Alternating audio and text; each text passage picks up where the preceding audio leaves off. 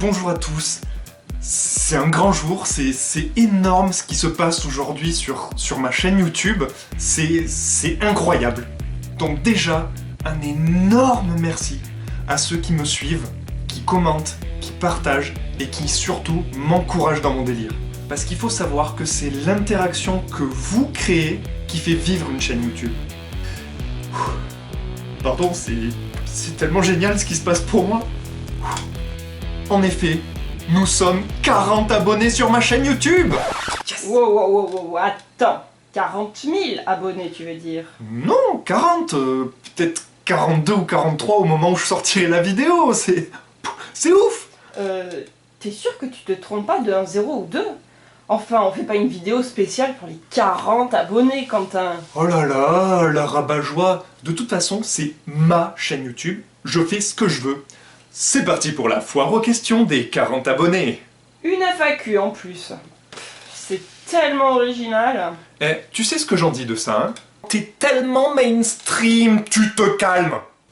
Jingle. Blah. D'abord, je vais me poser une question à moi-même.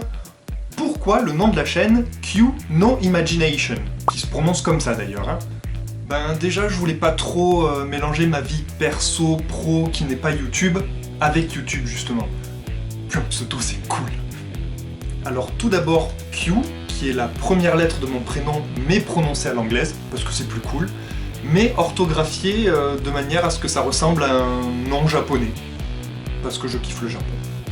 Et No Imagination, pour le jeu de mots, car prononcé en anglais, ça veut dire grossièrement traduit pas d'imagination, alors qu'en japonais, no est la particule désignant la propriété, donc l'imagination de Q.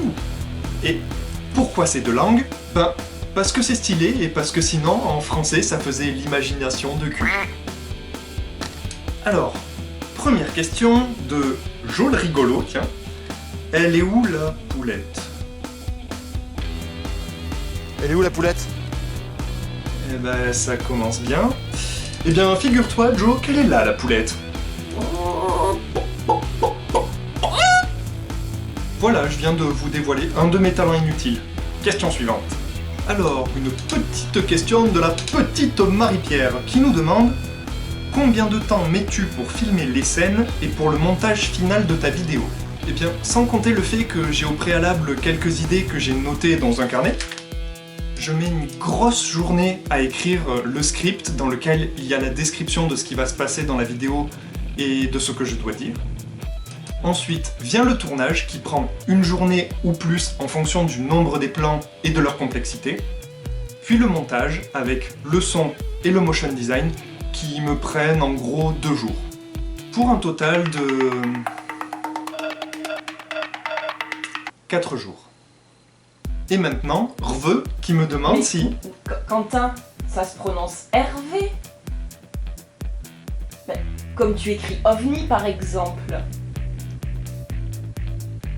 C'est une abréviation, un diminutif, comme Seb ou JP si tu préfères. Il s'appelle pas JP. Mais qu'il est con. Ça n'a pas de sens.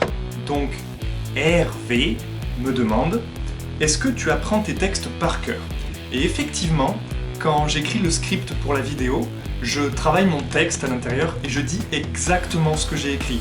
Comme par exemple dans cette séquence qui m'a demandé énormément de patience.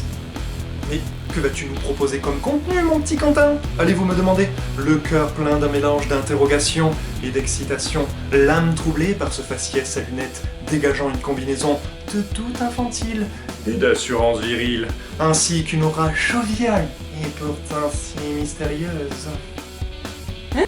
Oui, on est d'accord, je ne me suis pas facilité la tâche avec le texte de cette séquence-là.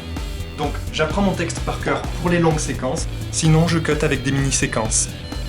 Et cela me permet une transition avec la question de Lily Marlin, qui demande: est-ce que vous faites plusieurs prises pour une même scène, et est-ce que vous arrivez à garder votre sérieux?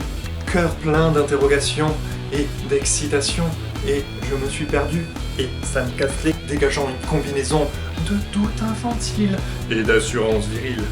Laura, je suis dégoûté. comme tu as pu le voir, certaines scènes demandent d'être tournées plusieurs fois. Soit parce que le texte est trop compliqué à dire, comme tu l'as vu précédemment, soit parce qu'on perd effectivement notre sérieux. Ça fait trop mal. Ça baissé la bête des toilettes là, ça fait plusieurs fois, tu m'énerves. Yo, voilà.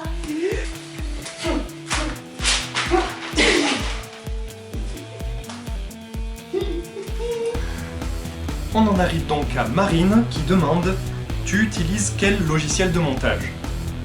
Alors, j'utilise After Effects qui est plus un logiciel utilisé pour faire de l'animation vectorielle, un peu de 3D et des VFX, mais j'avoue que je fais tout avec, même le son, parce que je le connais bien mieux que n'importe quel autre logiciel. Jérémy me demande quel est le meilleur nerf. Bien, à vrai dire, j'ai que 3 modèles, avec ces deux par exemple, qui sont un peu moins puissants mais très bien quand il s'agit de scènes de ménage. Et celui-ci, qui est le plus puissant des 3. J'avoue préférer les nerfs légers pour plus de mobilité, et en ce moment je lorgne sur celui-là, qui est une reproduction du flingue de Reaper dans Overwatch. Il est trop stylé. Il est trop génial! Maintenant, une question de Elise qui demande « Tu trouves une lampe magique? Quelle chance! De là, un génie fait disparaître tes passions de ta vie. Oh non! Il te permet de n'en garder qu'une seule, laquelle choisis-tu » Ah, c'est original comme question. Alors, c'est les passions, la vie... Ça, j'aime trop quand même. Je sais pas... Non, Quentin, non, non, Quentin, respire. Respire. Et voilà, Élise, tu l'as cassé. Bon, mis à part moi, je pense qu'il aurait choisi la création parce que ça rassemble le dessin, les vidéos, les histoires. Et maintenant, va falloir le redémarrer. À la 1, à la 2...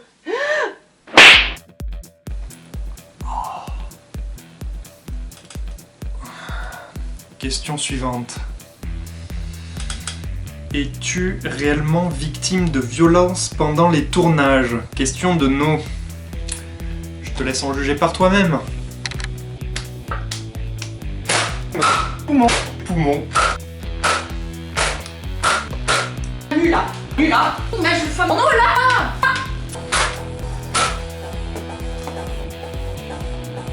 Réalisé sans trucage ni bruitage. Ça répond à ta question? Alors, Cantina demande « Comment t'es trop musclé? Tu peux nous montrer tes bras ?»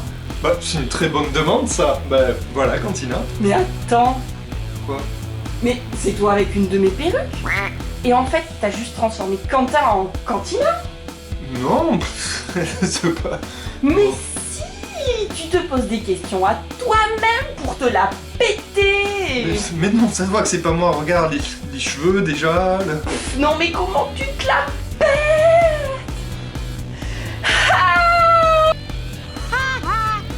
Alors...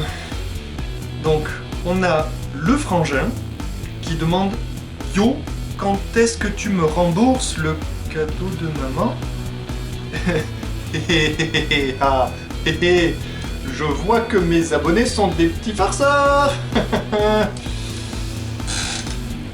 Je t'ai déjà dit que les questions c'était pour les abonnés. Mais je sais que t'es abonné à ma chaîne, mais... Oui, je te rembourse dès qu'on se voit. C'est ça, ciao.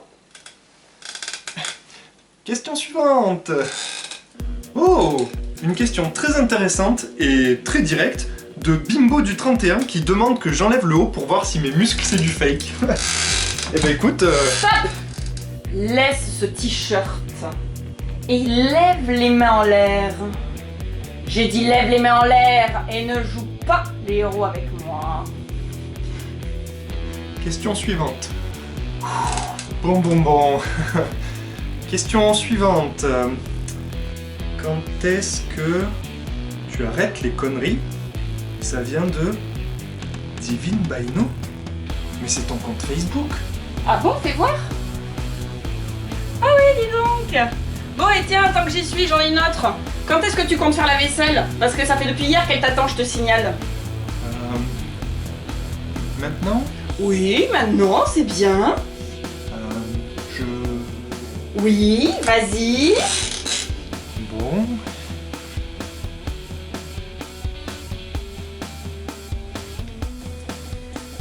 Laisse un pouce bleu si la vidéo t'a plu. Laisse en commentaire si toi aussi tu fais la vaisselle. Et partage la vidéo pour des assiettes toujours plus propres. Abonne-toi.